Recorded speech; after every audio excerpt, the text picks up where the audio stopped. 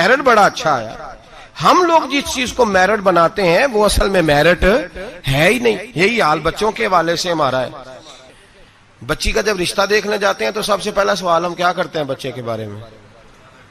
جی ایک کردہ کی ہے جی, تو کردہ کی تو کی مراد ہوں کہ تاج کھیڑ دا چونک چ بہ کے کی کردا ہے؟ کیا کرتا ہے؟ یہ لوٹ مار کرتا ہے, پیسے کماتا ہے. کتنے بے شمار کمائی ہے اس کی. بھئی بتاؤ تو صحیح, کرتا کیا سے مراد صرف پیسے کمانا ہی ہے یار؟ یہ تو لوگ چوری کر کے بھی کما لیتے ہیں. پیسے کمانا تو اتنا بڑا مسئلہ ہی نہیں رہا. جتنا بڑا دھوکے باز ہو اتنا بڑا مالدار ہوتا ہے اس زمانے میں. کرتا کیا ہے؟ پہلا سوال اس کا ترجمہ کیا ہے ہماری زبان میں کہ پیسے کتنے کماتا ہے؟ بڑی اچھی سیلری ہے جی بچے کی. بچے کا اخلاق بھی پوچھو, اخلاق بھی پوچھو. ایک خاتون میرے پاس آئی تعویذ لینے, تو ضد کرنے لگی, گھر والوں سے کہنے لگی نہیں میرے ساتھ کوئی ہے تو نہیں, پر ان سے کہے میری 2 منٹ میری داستان تو سن لے. تو میں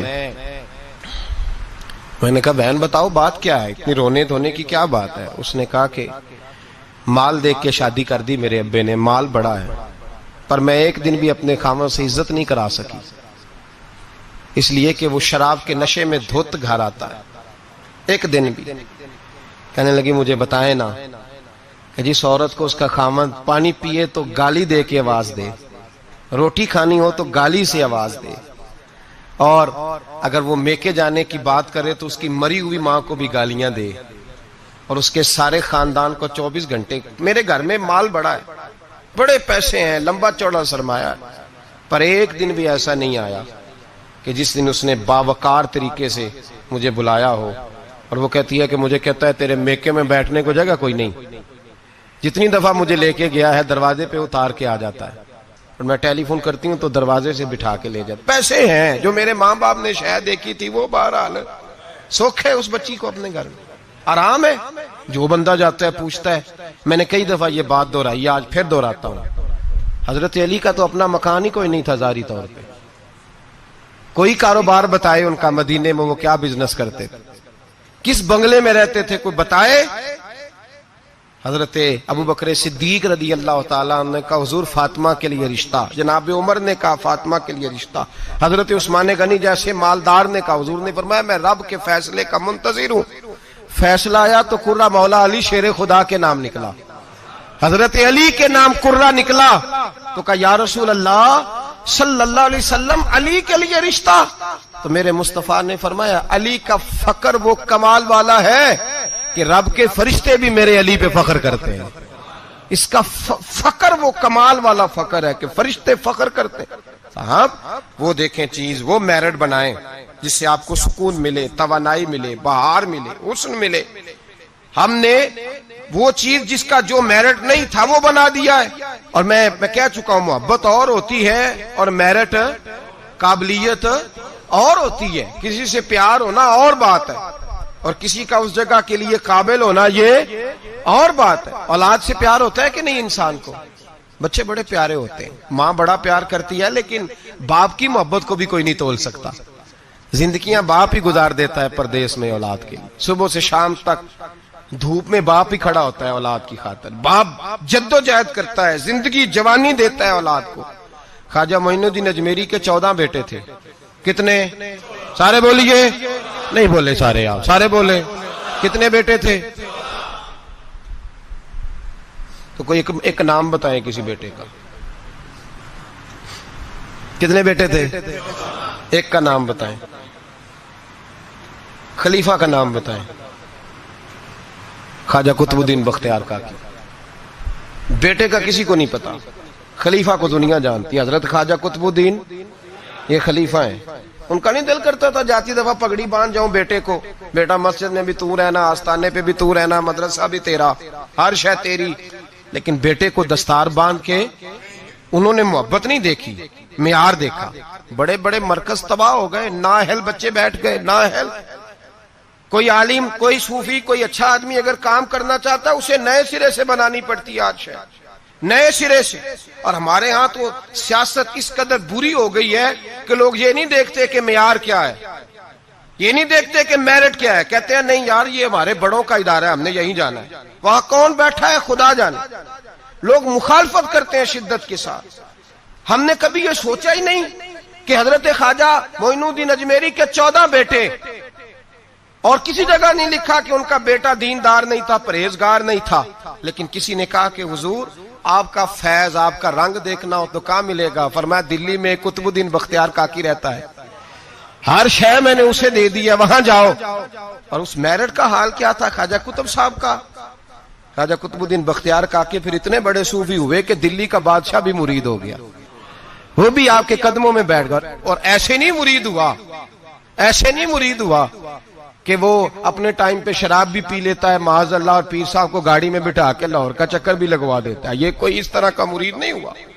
مرید ہوا تو دیندار ہوا، ان کے نقش قدم پہ چلا۔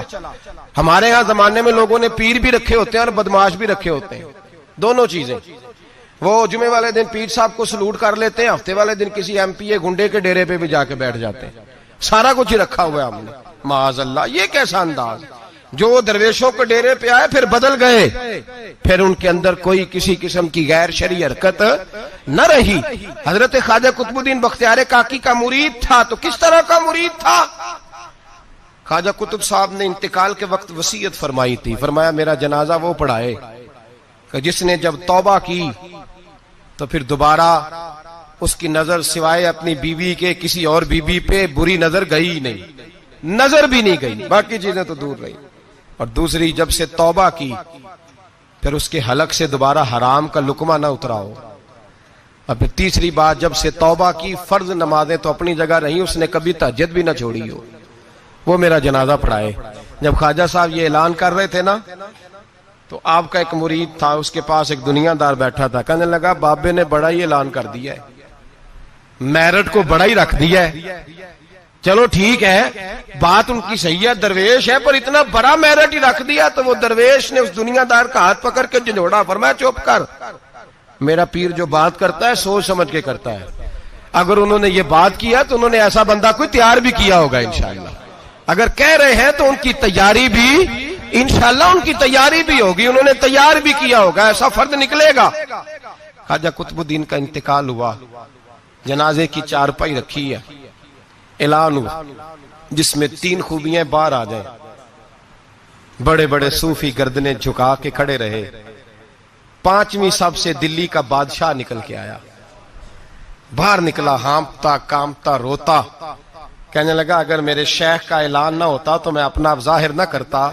مسلمانوں، جس کا میں جنازہ پڑھانے آیا ہوں اس نے اتنا رنگ میرے اندر بھرا ہے، اتنا رنگ بھرا ہے کہ جب سے توبہ کی ہے پھر غیر محرم کا کبھی دماغ میں خیال بھی نہیں آیا، اور جب سے توبہ کی ہے پھر بادشاہ نے کھجور کی چھال کی ٹوپیاں بنا بنا کے بیچی ہے، ان ٹوپیوں کی روٹی کھائی ہے، انہی کا کپڑا پہنا ہے، کبھی مال خزانہ کا ایک لقمہ گھر میں داخل نہیں ہونے دیا۔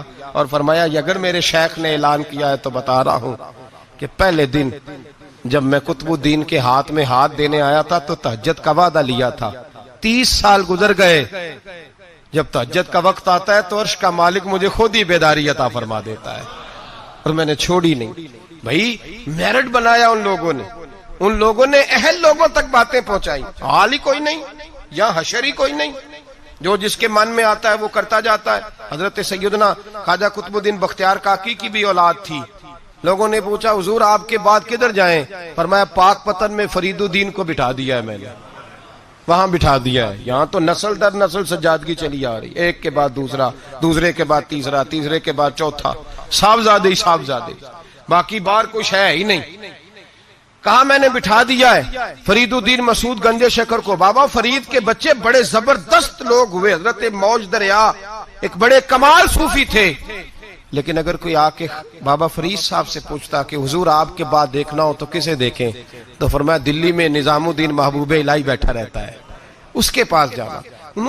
ان لوگوں نے یہ نہیں دیکھا کہ اولاد سے پیار ہے تو اب جو جہاں بیٹھنے کا اہل نہیں اسے بٹھا دیا جائے۔ حضرت ابو بکر صدیق رضی اللہ تعالیٰ عنہ کے صاحبزادے سارے صحابی ہیں، مجاہد ہیں، نبی پاک کے دین کے غازی ہیں، لیکن حضرت ابو بکر جاتی دفعہ بیٹا نہیں بٹھا کے گئے، کس کو بٹھایا؟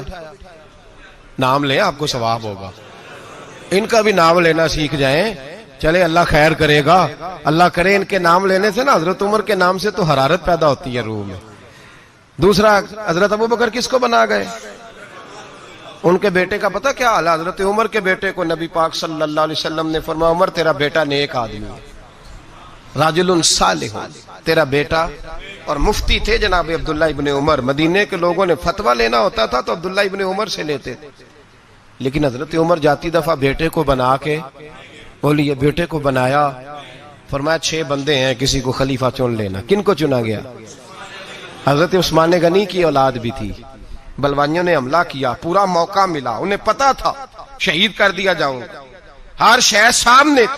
انہیں کہا گیا قائم مقام کا اعلان کریں. فرمایا جو 2 نہیں کر کے گئے تیسرا کیسے کرے؟ مجلس شورا ہی بنائے گی.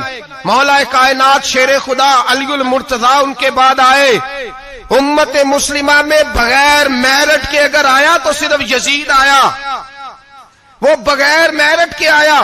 حضرت سیدنا امیر معاویہ رضی اللہ تعالیٰ عنہ کی نشست پر، اس منبر پر جس منبر پر حضرت جناب ابوبکر صدیق، فاروق اعظم، مولا علی، عثمان غنی بیٹھا کرتے تھے، اس منبر پر جب ایسا شخص بٹھایا گیا جو اہل نہیں تھا، جس کا میرٹ نہیں تھا، جس کا بنتا نہیں تھا آنا، جو اس امانت کا اہل نہیں تھا، جب امت کے اندر انتشار آیا اور وہ شخص بیٹھا جو اہل نہیں تھا، تو پھر نقصان یہ ہوا کہ امام حسین جیسے لوگوں کی گردنیں کاٹ کے نیزے پہ لٹکا دی گئی.